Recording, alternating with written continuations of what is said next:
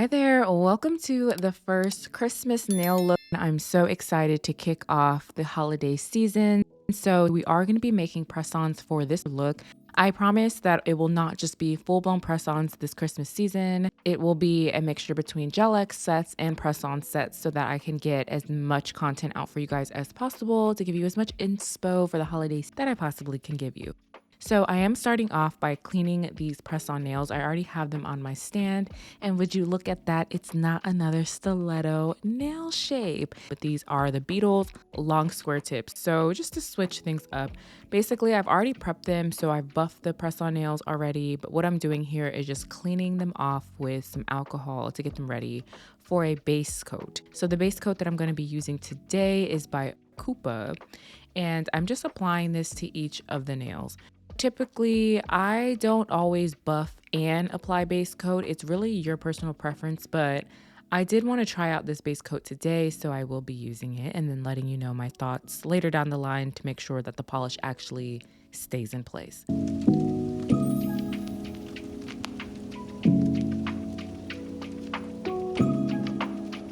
Before I cure in my lamp, I like to flip the press-on nail stand upside down, and I notice that this actually speeds up the self-leveling process. I think because it's going against gravity. I'm not a scientist, but this is just my opinion. I do feel like it helps the gel, if there's too much on the tip, migrate to the center of the nail and give it like a little bit more structure around the apex. So as I flip it back over, you will see that the tips are pretty much crystal clear again. And now we are going to cure this in my lamp for about 60 seconds.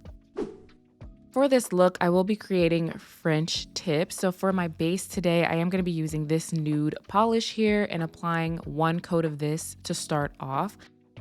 I want to make sure that my layers are as thin as I can possibly get them because these are press-on nails. And if you keep applying too many thick layers of gel polish, two things happen. The first is that the press-on nail gets kind of hard and they just don't feel flexible around the cuticle area and they don't go on as easy. And the second is they'll look kind of bulky. So we want them to look as natural as possible. And to do that, you want to use really thin layers and the least amount of layers you can possibly do.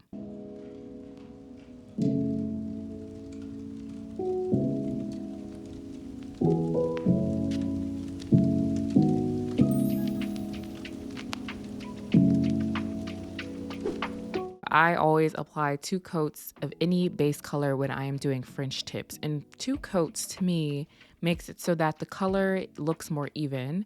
And then it also is still quite sheer. So I'm going to apply a second layer of this, making sure it's thin to get the color that I want. So here is what 2 layers of polish looks like at this point. I am going to stop here because you can still see that it's still sheer enough to look like a base color of a French tip. You still want it to look kind of natural in my opinion, and it's not super opaque. So since I will be doing French tips today, I like to have a matte canvas anytime I'm doing nail art. So I'm taking this buffing block and removing the shine from the nail, and this is also going to remove that sticky layer. For me personally, I notice a huge difference when I do this step versus when I don't. Having that matte surface helps my brush glide so much easier, and I notice that my lines just look a lot cleaner.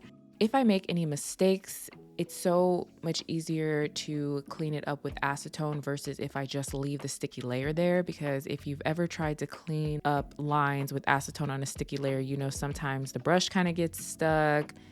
It starts to remove the inhibition layer and it starts to feel a little sticky and weird all over the place. So this to me is just so much easier. So if you are having any issues with having clean, smooth lines or just nail art in general, try removing the shine from the nail and giving yourself that matte canvas and see if it helps. Once I'm done buffing the nail, I am going to take a lint-free wipe and some alcohol and remove all of the dust from the nail.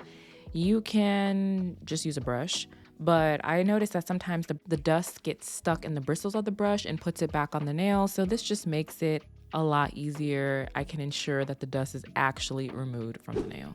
So for the French tips, I will be using chrome later, but I like to use a color that is very similar to the chrome that I will be using. So instead of using black or white, I'm going to be using green. This is going to be up to you, but typically if you use a white as a base for your chrome powder, it is going to make the chrome look a little bit lighter. If you use black underneath your chrome powder, it's going to make the chrome look a little bit darker. But if you use a color that's similar to the chrome powder you're going to be using, so in our case, we're going to be using green, it keeps the color basically the same. So this is about the closest green that I have. I wish I had something darker, but I don't.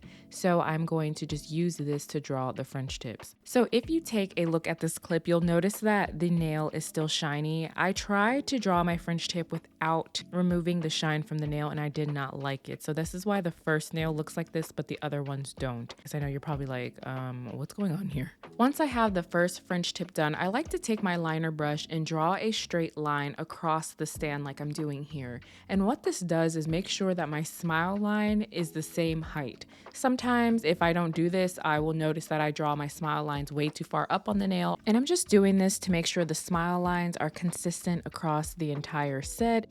But anyway, so to draw my French tips, I like to start off by creating 2 diagonal lines, 1 on each side. And then I like to figure out where I want my smile line to be. And then I just round everything out. No matter what hack I try, I always end up going back to this. I think this is just my thing that I find to be the easiest way to draw French tips.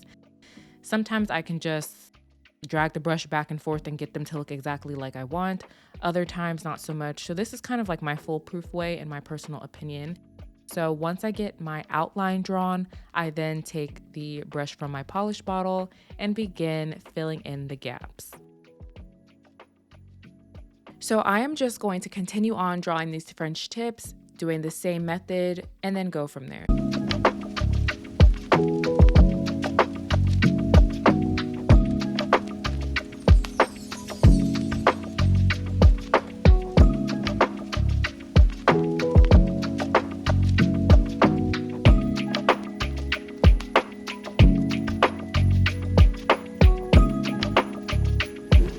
All right, so the French tips are all done. Here is what we have now before I cure.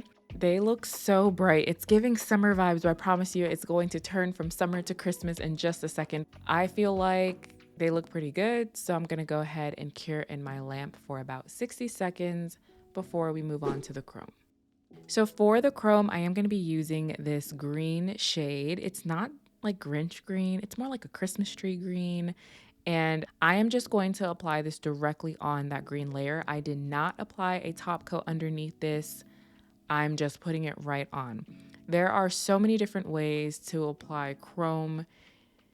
For me personally, I don't always need to apply a top coat depending on the finish that I want. So for this look, I don't want it to be super, super, super mirrored, but I don't want it to be grainy. So when I apply it directly on the sticky layer of the base color, it gives like a perfect in between. The other thing I noticed when I'm applying chrome is if I use an applicator sponge, I don't feel like I get a nice finish versus when I use a silicone tool.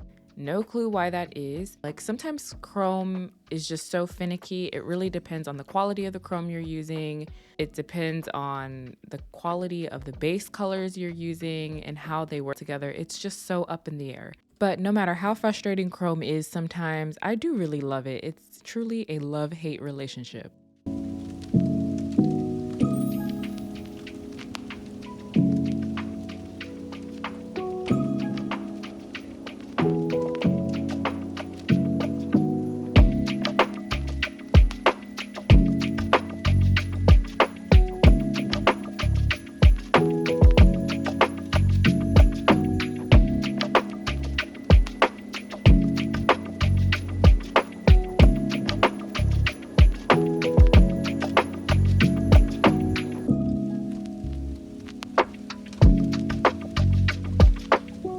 So you can see here, this is what the chrome is looking like. It's not super, super mirrored. Like I can't see my reflection in this, but it's not super grainy either. It's a perfect in between, which is what I personally want to go for. I made a huge mess. I went outside of all of these lines, but at least I can show you how I clean everything up. So I like to take a flat brush and some acetone and remove the excess chrome. I have tried to clean up chrome with alcohol. I feel like it just doesn't get it off as well. And another thing is, because I did remove the shine from the nails, cleaning up the chrome is so much easier because the chrome doesn't stick there forever. You can try to brush chrome off. I noticed that it does not do the best job. Sometimes the particles of the chrome still gets in the brush and it gets everywhere. So for me personally, it's just a lot faster to just go straight in with acetone and a flat brush.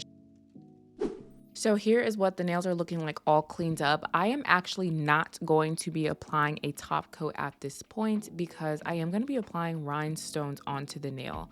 So I'm just going to go straight in with applying rhinestone glue. But if you feel like your chrome is going to move around, you can actually just stop and apply top coat at this point to seal it all in. I'm not really worried about that at this point, so I'm just going to go into the next steps. So I'm going to be using the Macart rhinestone glue in a dotting tool and then placing like 3 dots on the nail in random places. And that is going to be where I place my rhinestones on the nail. So the rhinestones I'm going to be using today are from SheIn. I want to use the smallest ones in the container here, so I'm going to use that. I really do like these rhinestones. I know sometimes it's really hard to find actual shiny rhinestones that don't look super cloudy. These are not on the level of like Swarovski crystals as far as shine. But for the price, I think they are some of the better rhinestone quality that I have used. I think I paid like probably $1 or $2 for this set, so I actually like it. I will leave the item code down below if you want to check these out because I bought these about a year ago and they still make them.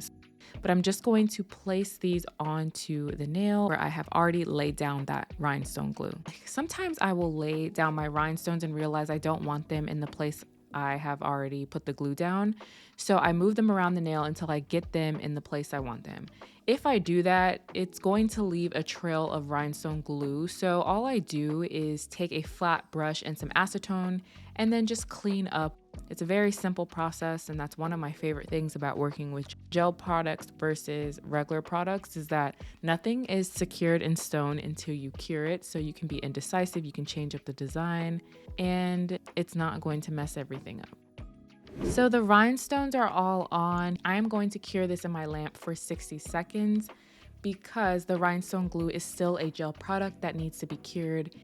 We're done with our cure, so I'm going to be taking a shiny top coat and just applying that all over the nail. Before I do my final cure, I'm actually going to grab some alcohol in a small liner brush and remove the top coat from on top of the rhinestones. I know this may seem backwards because honestly, I could have just gone around the rhinestones and not have to do this process. But the real reason is it's a lot easier. When I try to like pivot around the rhinestones, I notice I missed a couple of places. The top coat doesn't look as even. So it's a lot easier for me to just do this step. And now we have our final look in natural lighting. So if you enjoyed this tutorial, be sure to give it a thumbs up. If you have any questions or if you have any suggestions on what I should do in a future video, leave me a comment down below and make sure you subscribe on your way out because you don't want to miss any of the future holiday nail tutorials. But in the meantime, I will see you in this video here.